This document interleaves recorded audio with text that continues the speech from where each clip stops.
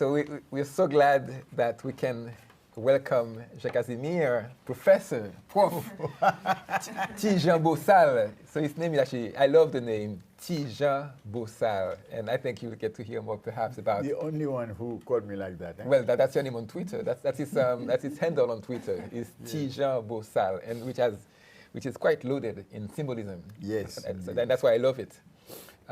So I can say that, the entire semester, all of our discussions have prepared us for his visit in many ways. Because the topic of this class, Tijan Bossal, is really about the use or the misuse of language in the way we create our identity, or the way we misidentify ourselves vis-a-vis our compatriots, but also vis-a-vis the world. And as we saw, actually, through each of them, you get to hear more, is that growing up, we are socialized into certain beliefs about language that can either give us power or can remove power from us, you see. And then we've discussed various ways in which we can regain that power, or we can keep that power alive. And that's what your work is all about, in the particular case of Haiti. So we've read your parts of your book, specifically chapter 8 on the beauty and the power of the sovereign people of Haiti, where you show so clearly the key importance of language, as you call it, as a living archive.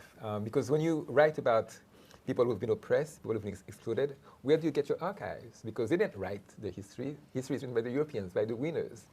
So, and one way to recover that history is through language. And in the case of Haiti, it's through Creole, right? And that's one of the main aspects of Jean's work that I find extremely important for me. And for me personally, why Jean is so important in terms of my own liberation is because this is what I grew up with. So I grew up with this textbook. So this is my history textbook. This is where I learned the history of my country. And it's quite amazing to think of it. I think of the concept that you brought up yesterday, on Monday, of deformation, the point of colonized people, either in the Caribbean or Palestine, being deformed through historical factors, is that Haiti is such a proud, independent country. So in the Caribbean, people know about Haiti. In fact, there are songs written about Haiti's struggles for independence. Yet, little Haitians, like myself, will learn history from a book that received the imprimatur, the approval of what? If you read here, this is the imprimatur of the Catholic Church. So the Catholic Church is the institution that approves the version of history that teachers teach us about our own history. And then the part that's very striking is the preface, which I put here because it's so striking. And I'm just going to read the bottom parts of it. So here it says that the mean people will teach you how to detest evil and how to honor virtue. And the good people will teach you how to honor virtue. And then our heroes will teach you patriotic pride and the price of liberty. And we have to admire the efforts of Las Casas, Boutin, Alexis Jean-Marie Guillou, the value of souls for eternity. Now, does anyone know about Las Casas? So tell me, Marilyn, what do you know about Las Casas? I know he mostly resided like in the Dominican side of the island. He was basically like a priest kinda, but he was also like a history person, a historian. He was an author. He kept record of like every single thing. He was very much pro-indigenous, and he tried to like defend them, but just basically recording history. Yes. Actually, that's a good point. So Las Casas, he was very much pro-indigenous. And he was so pro-indigenous that what he did, when he noticed that the indigenous people were dying off, they were dying of yellow fever, of various abuses, of genocide, he thought that the best way to save the so-called Indians is to bring in the Africans. Because he has this theory that black people are, in fact, he invented the notion, well, they invented the notion of blackness, that blacks are destined for slavery. Therefore, let's bring the Africans in to save the indigenous people. He said that was the deal he made with the powers of Europe. So he was a major promoter of the slave trade. And this is who we're being asked, in the name of virtue, to honor and to adore Las Casas. the others, Boutin, Guillou, they are missionaries, basically. You see, do you see any name of a Haitian freedom fighter? There is no Dessalines here. There is no Toussaint here. There is no Boukman here. You see, and this is what we have to adore. And then it says at the end, love this little book and be docile to its lessons. Yeah, be docile to the lessons of the book. You see, so that's a history book. Now, this is a literature book written by a French Catholic brother called Raphaël Bérou, and a Haitian linguist called Pradel Pompilus, well-known Haitian linguist. And one of the favorite authors in this book is Karl Boer, who wrote, and this is something that the priest would have us recite by heart, that the question of Creole is ridiculous. What development can Haiti expect from its Creole? Creole will be nothing but a patois. There is nothing to do about this. And then it goes on to say, parents, never speak Creole to your children. French is a habit that you have to develop. Therefore, be pitiless in correcting your children when they use Creolisms. You see? So do you imagine a country where most parents speak only Creole? That book asks that parents never speak Creole to your children. Do you imagine? So it means really that if they were to follow this, they would never speak to the children. They have to. This is just as a background to tell you why. And actually, this is more actually of the same. So this is my report card from St. Louis Gonzague. Actually, were you at St. Louis Gonzague? I studied at St. Louis Gonzague. So we share that same school. So Jean Casimir went to St. Louis Gonzague maybe 50 years apart, maybe. Yes, but I spent 3 years in St. Louis Gonzague. Okay. Yes. So do you remember these report cards? You know, they had colors. I didn't have. Oh yeah. They were color coded. They were. Let me try to remember. Yes. Thank for very well. Or green. I don't remember the color, but it was color coded. So this was, I was a good student, right? So très bien, very well. But this is the cost of this très bien. You have to adhere to these directives, So basically, students have to be present. You cannot bring weapons to class. Knives are forbidden. You cannot loiter. And then rule number 4, the use of Creole is prohibited. You see that? So to do très bien, you better not speak Creole. So now to move on to today. So that's why I've been so happy, right, to bring in. And here I want to give thanks to the history unit. I want to give thanks to MIT Global Languages and also Global France is also sponsoring Jean's visit, and MIT Haiti also is sponsoring Jean's visit. And so Jean gave this talk on Monday.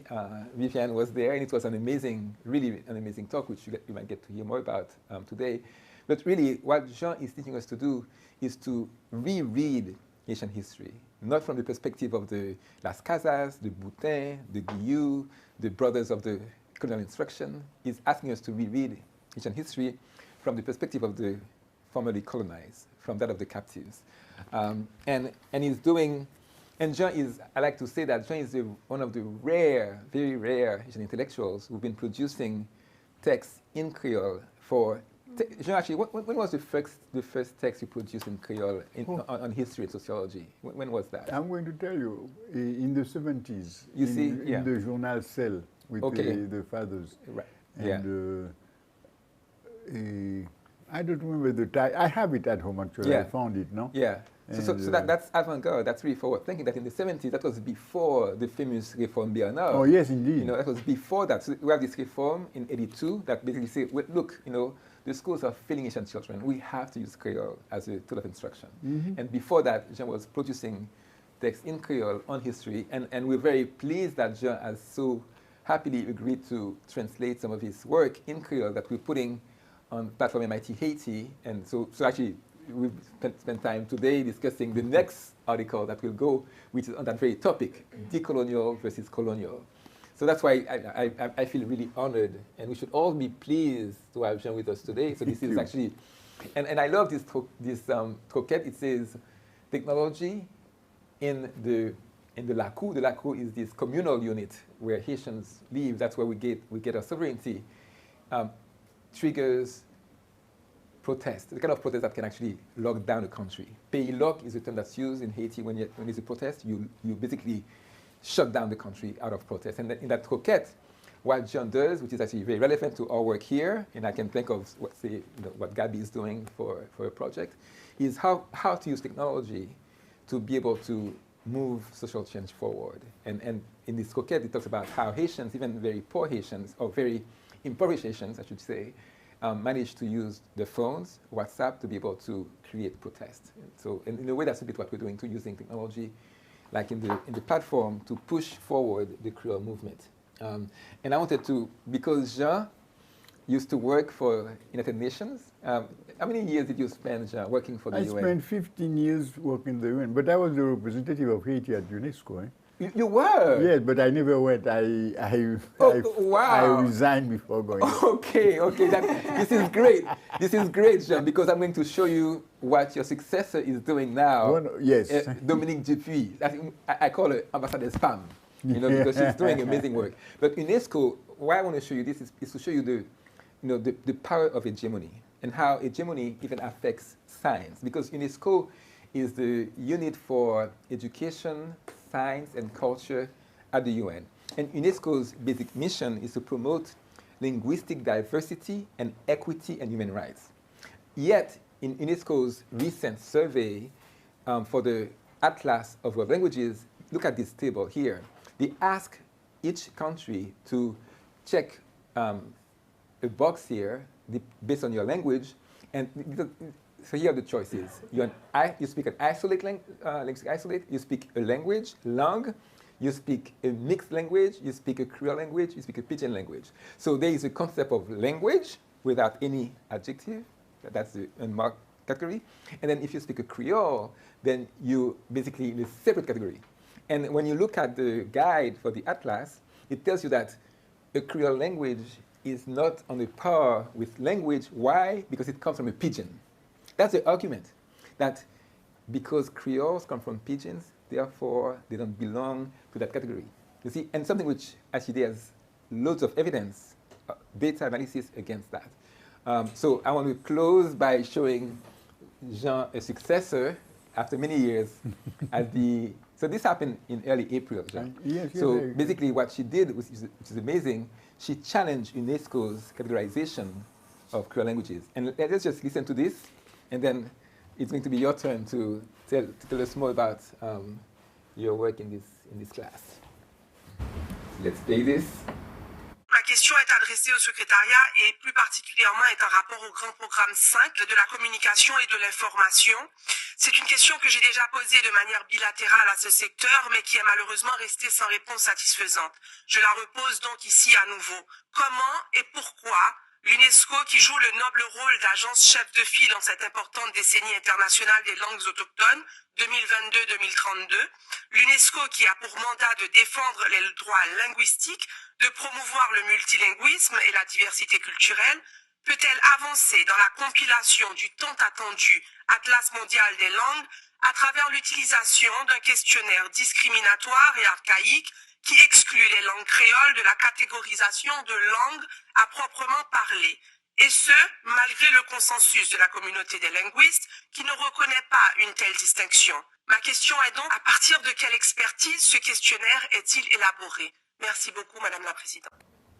So, actually, as we speak, I'm looking forward to hearing from the Ambassador Dupuis about how UNESCO Atlas is responding. Because at first they say, well, our experts tell us this is what Creoles are. We have to trust our experts. But she's been pushing back. Which expert? Tell us which expert. Exactly. That's it. So, but now, actually, in the past couple of days, there's been some back and forth. And I'm hoping maybe before the meeting ends, in fact, I just sent Dominique a picture of this now, to remind us that we're here waiting for some result here of what she's doing. Okay, so I think that should give enough context here to why this person that we have here is so important, both for me personally, but also for us, fighting for emancipation, really. So let's go around the room and introduce ourselves to Professor Jean Casimir. Hi, I'm Jazara Silver. Actually, because I think we're told that with the mask, it might be a bit. So as you speak, if you could just remove it and put it back. Okay, but just when you speak, and you can put it back afterwards. Yes. Hi, I'm Jazara Silver.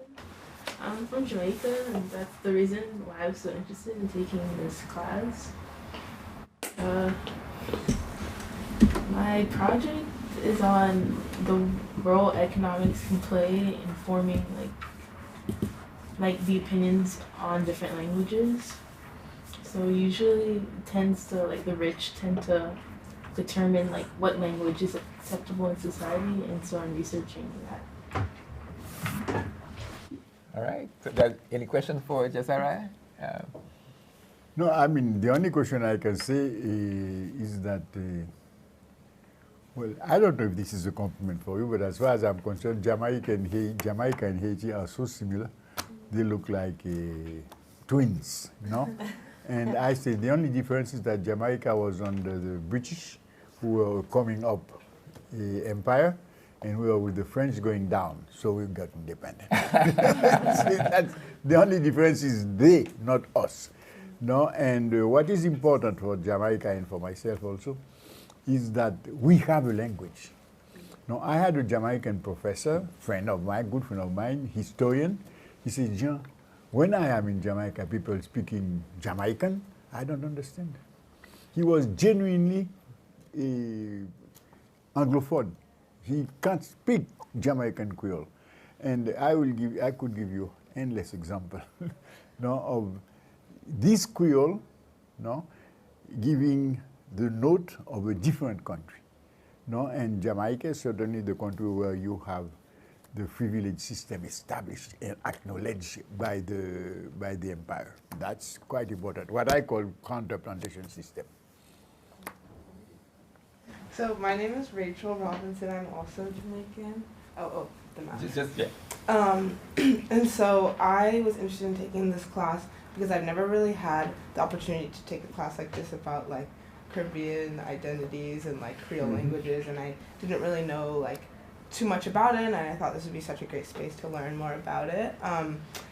Throughout my life, I guess I would say I've had some struggles with my Jamaican identity and knowing my history, my culture, and really claiming it as my own, given that I wasn't born there, and I just don't know as much. So this class has helped me a lot in growth in really claiming it, and getting more excited to learn more, to reach out to my parents, my grandparents, my family members, and things like that. So one of the projects I did in this class was just about our identities, and that I kind of talked about my struggle, and this was earlier on, so I hadn't made as much growth I think as I have now, but I just talked about different things that I've struggled with and ways that I want to try to fix that and grow. And yeah, that was probably my favorite thing that I've done, because it just was so almost healing to kind of talk about myself, and I put a lot of pictures of my family, and that was just really nice to see. Yeah. Yes, I don't have much to add except that, for instance, the production of music in Jamaica and in the Caribbean in general, I don't have to add. I just mentioned that, and you can imagine the rest to tell you the beauty of the sovereign people, because it's not music from the high classes. You know what I mean? That make Jamaica, that put Jamaica on the map. You see what I mean? That's right. Hello, I'm Iana Ferguson. I'm from St. Vincent and the Grenadines. I took this class because I grew up in St. Vincent, so I've always had knowledge of Caribbean history from a Caribbean person's perspective. So I was interested to see how it would look from I guess American's perspective in this class, and so that's why I took the class. My main project in the class is examining the linguistic chains in the Caribbean, and the running theme was the song, Redemption Song by Bob Marley, so I used the lines, emancipate yourself from mental slavery, then what was husband for minds, and that was my main idea for my project. So I'm investigating why people in the Caribbean speak the way that they do. St. Vincent is a very, very special country. Actually, St. Vincent is the link between the Amerindians, and the African-born people. With the Garifunas in Belize. You can imagine St. Vincent. And the Garifunas in Belize, which are Belizeans, no?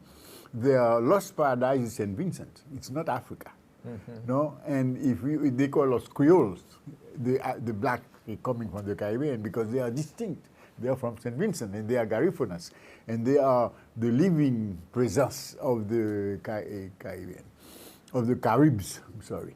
No, and St. Vincent has some other interesting aspects also with regard to Creole. When the British took over Trinidad, I mean, when the Spaniards gave Trinidad to the British, and the British could not put order in Trinidad because police and the population speak Creole, and the British always thought that the police and the population were the connivance, is that in English? Conspiring against the British. So what they did, they had a set of Bajans and Vincentians come as policemen because they were monolingual English speaking. So that helped the British. No, but that is another. Oh yeah, that's another aspect. Language can be used as a tool for. Oh yes, so you said, I mean, and also now they feel at ease because the Bajans and the Vincentians do not speak Creole. No, etc. That gives them another opportunity. But St. Vincent is very important for this. Also, the co-presence of black Caribs and red Caribs, and this is in itself also a very, very, very important. They have a way of calling the Caribbean Plantation America. So what do we have to do with plantation? Plantation is a European institution. You said, I mean, so let's see the diversity within our countries. You said, I mean, and that's a very, very, very diverse country. So my name is Marilyn Baldonado. I was born in the Dominican Republic. I've lived in New York for about 12 years now. And I think my main reason behind taking this class is that, like, I have grown up in a very Dominican neighborhood, a very Dominican household.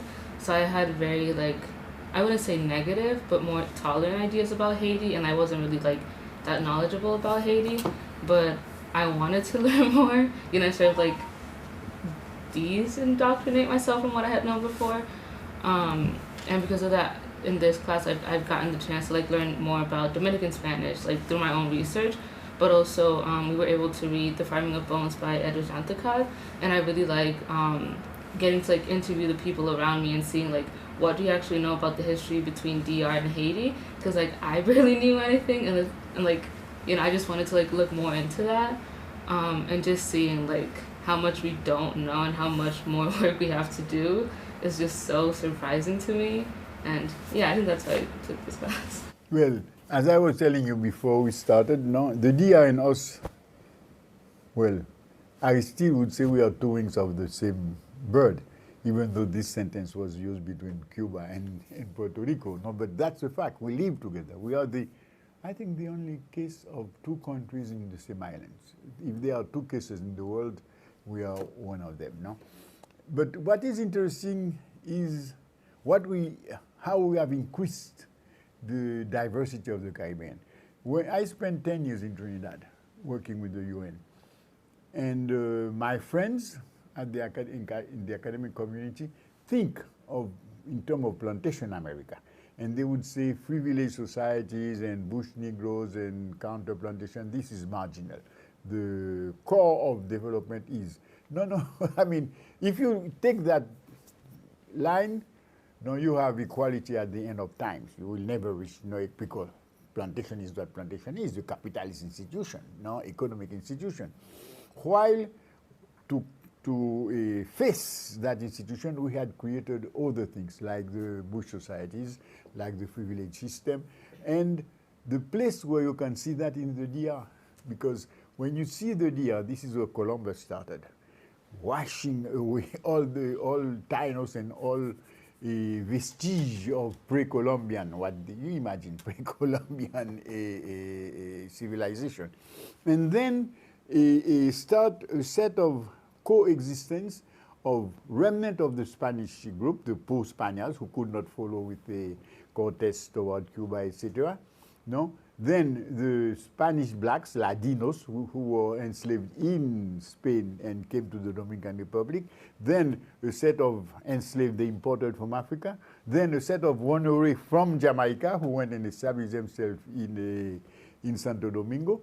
All this before even the French took over in the western part of the country. You see what I mean? And this will give you a type of society. What is also very important and interesting in Dominican Republic is that they have that Spanish tradition of the ejidos. Ejidos is a form of communal ownership of the land, which the Amerindian had, and the Spaniard conserved it, no? And this gave a certain freedom of the population and element to negotiate the plantation system. Well, and the deal brings something back to the diversity of the Caribbean. The Spaniards came back. You know what I mean? They recolonized the country, not during long, but enough to do much harm and to establish the white supremacy. Not only in the country, but in the head of the oligarchy of Saint-Domingue. And this reconquer will be done against the Haitian position, which had abolished, obviously, slavery, etc., etc., at a time when Cuba and Puerto Rico still have slavery. No? And one of the problems of the Spaniard is that they say, you want to enslave us? No way. You see what I mean? So, this is very, very interesting and very important. To such an extent that in the DR and in Haiti, they are brothers and sisters, there are no problems. But the two oligarchies, they are like cat and dogs. They can't stand each other. But underneath, they are very friendly and they're making their money quietly, but you should hear them. So they prepare the population to hate each other. This is their job, to make us fight, etc. I think that you have a very good position to observe the diversity of the Caribbean and the importance of the non-plantation system, even though you have probably one of the best actual system of plantation. Actually, there's a book called Why the Cock Fights. Yeah? So it's a book about the history of the DR and Haiti. Now that you mentioned, they make sure that they fight. Oh yeah. Why? Because when you go to these cockfighting, there's the humans are the ones making the cocks fight. The cocks don't want to fight, right? The cocks are not made to fight so much, So it's such a powerful metaphor, that the DR in Haiti, why do they fight? Well, they fight basically like why the cocks fight, because they have other people pushing them to fight. Yeah. Hi, I'm Gabrielle, or Gabby. And I'm Jamaican, and I took this class because I really don't know much about my people's history like that. So anything that says like Caribbean culture lessons or something, I was always like interested in, because I was raised by my mother, and although she has like fun stories about like school life in Jamaica and stuff like that, she never really told me much about the history of Jamaica. So I only knew like surface level stuff, and I wanted to go in more. And my project was on how European nations to this day have some type of economic power in the Caribbean, despite them trying to like form their own economic power, and how Europe kind of uses hegemony to build off of that. And I thought that was pretty interesting. So. It is indeed. Yes. It is indeed. No, I must say that Jamaica has probably the best historians of the Caribbean. Yesterday I was privileged enough to have dinner with one of them, which is Vincent Brown, who just came out with a tremendous book. You certainly know or read, Taki's Revolt. Taki's Revolt. No, I mean one of the best stories of how the Africans in the Caribbean fought for themselves and maintained themselves. Jamaica has this peculiarity of having forced the British not to recognize this difference. And this is to my mind very important. How we have been able to defend ourselves, to keep our differences, and to reproduce it. So what you have is that, for instance, one of the reasons why Haiti was independent, no, I mentioned the fact that the British was going up. But the other reason is that when in 1804, when the French was, before in 1791, when the French were in crisis, 60% of the Haitians came from Africa, was African-born people. And those people, Taki revolution is describing, a set of people coming straight from Africa. You see what I mean? So this gives you an idea of the conservation of an identity you have received in your village, no? And here, no, the opposition you have against a system that is, and how you finding that. But in between, what is important, and this is where the Caribbean appeals, no, is that you come from Congo, you are an Ashanti, you are a Wolof, you are a Zulu, you know what I mean? And we all are coming to becoming Jamaicans. So the process of unification, it is where we are going to create a new identity which is Caribbean. While to follow the institution created by Europe want you to be homogenized individuals without a community, without an identity proper. So you are supposed to be British. For instance, joke, I was one day of two of my great friends, both of them. But one of them is from the DR, the other one from St. Lucia. And very high level persons. And the friend from the DR say, oh, we, Afro-Latin, I say, beg your pardon? Because in the English-speaking country, it's nearly an offense to tell somebody is an Afro-Saxon. and she defined herself as Afro-Latin. And I say, well, me, I'm no Afro-Latin. What are you then? Well, I happen to be Caribbean, full stop. There's no Afro-Saxon, no Afro-Latin. We are Caribbean in our diversity. And this is what makes us really peculiar. No, and different from any other form of blackness. You know what I mean? No matter where you go. Well, I will not explain on that because this is fascinating. Yes, yes, indeed. So Gabby made a TikTok talking about technology and pay luck. So should we watch Gabby's TikTok together? Okay, so what is CARICOM? CARICOM, shortened for the Caribbean Community and Common Market, is an organization made up of the Caribbean and Latin Americas to promote economic growth and integration with the rest of the market. On their own website, they describe themselves as developing countries who have connections to markets in both North and South America. So their goal basically to be taken seriously and get Caribbean economies on the market. However, their plan of execution is essentially to sell themselves to the ones who matter the most in the game, European nations. Their Who We Are statement on their website kind of seems to confirm this, as they describe their community as multilingual and go on to include English, French, and Dutch as their main languages. Now, the language portion of this is really important because it is very symbolic when it comes to colonizee and colonizer relationships. In the Caribbean, for example, most people speak some sort of Creole or patois derived from a blend of indigenous and African languages, as well as the language of their colonizer. These languages, despite being common tongues, are often treated as lesser.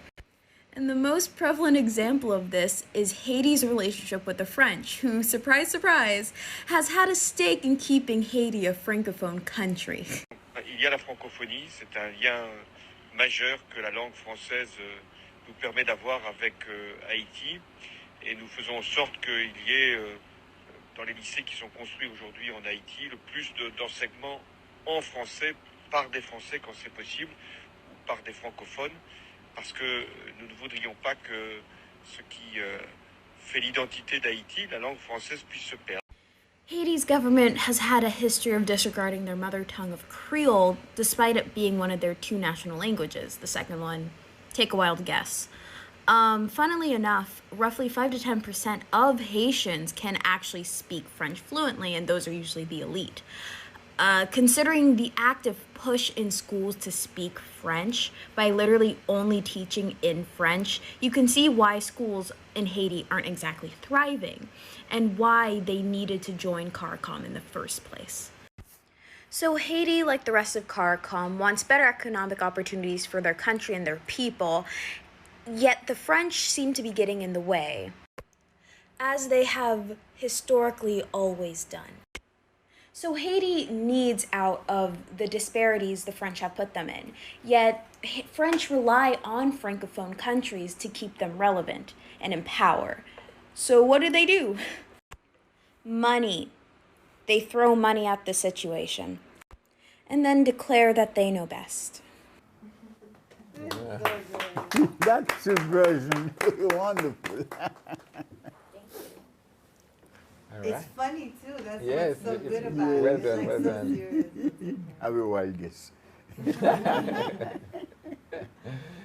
Right, Vivian, you're the last. Vivian, yes. Hi.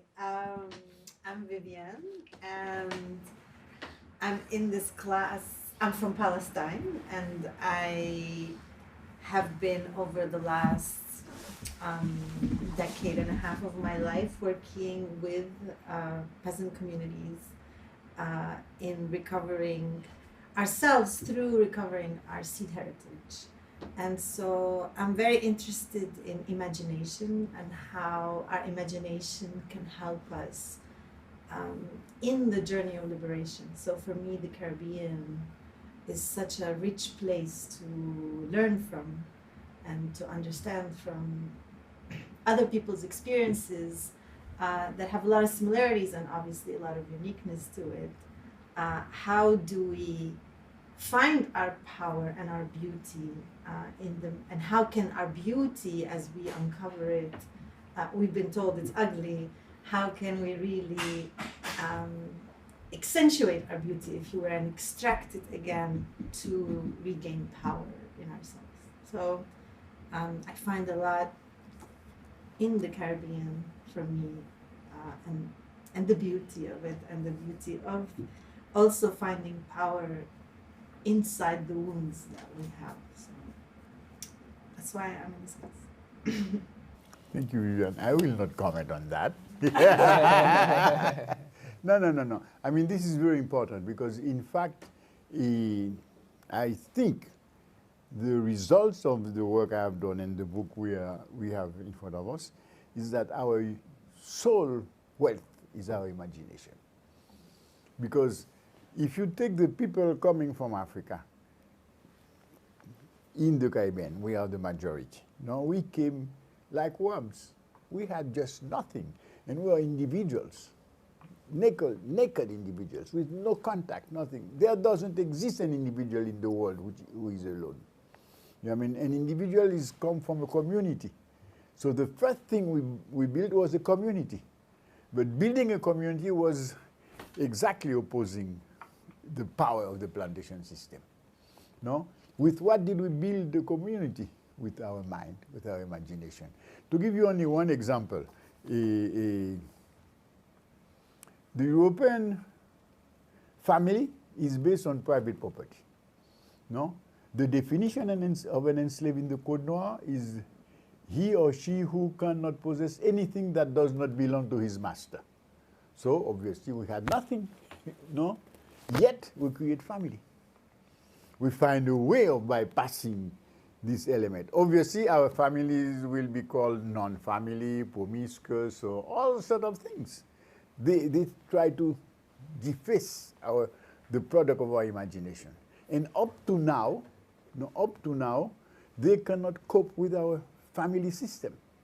No, if there are two institutions, products of our imagination that are defaced, vilipended, that are despised, no, is voodoo and family. And they are the less understood institutions. All over the Caribbean, we call it a Shango, Baptiste, call it a Obiya, no matter. They don't even know what they are talking about, no? And family, they don't understand family. They don't, our family, no? For instance, in Haiti, family is supposed to be patriarchal, matrifolk, God knows what. No, all sort of names. No, they don't know what it is. They just don't know what it is. Because, let's see, you know what happened, just to finish this comment. 2 persons in any countryside of Haiti, old people, they go to church, they get married, because they are celebrating their 50 years of living together. This is when they get married. They don't get married to have the right to go to bed with one another. No, no, no, no. After being to bed, after having their kids, their grandkids, etc., etc., etc., now the whole village is going to celebrate their marriage. I mean, you see, our conception of wedding is not the Western conception of wedding. How could we have that if not imagining another institution working in another setting, creating us? Oh, this is that wealth that bothered them because we are different. And a friend of mine not a friend, but a professor in a Zoom of the Catholic Church said, listen, my problem is the following. If you are a people that is being exploited by some big master, you will tend to look like the master. No, so you can defend yourself. That he's saying that. But you people from the beginning, you say no. You know what I mean? So how did that happen? You said, I mean, obviously, this is what I'm telling you. We were, from the beginning, we were not from this line of thought. The problem is how we're going to maintain that identity we had. No? Well, the difference is that we could not because we came like individuals. So we have to create another community. And this community is Caribbean made. It is not from Africa, it is not from Europe, it is local. You see, I mean, we create something in difficult condition and we are still there. We do have problems. I cannot prove anybody there that Haiti is not the poorest country in the world, put it that way. Most impoverished, I like to say. But like some other people said, and by the way, a great Caribbean man, Lloyd Best, say, this is the most developed country of America. As far as Lloyd Best is concerned, as far as imagination, as far as self-confidence, as far as identity, as far as fighting to stay. You know what I mean? Because we could disappear. Other nations have disappeared, the Taínos disappeared. We could disappear, the Haitian probably will disappear. But the day we forget our basic values, it is the day when we disappeared, not before. You see, I mean, I will not speak of my friends from Palestine.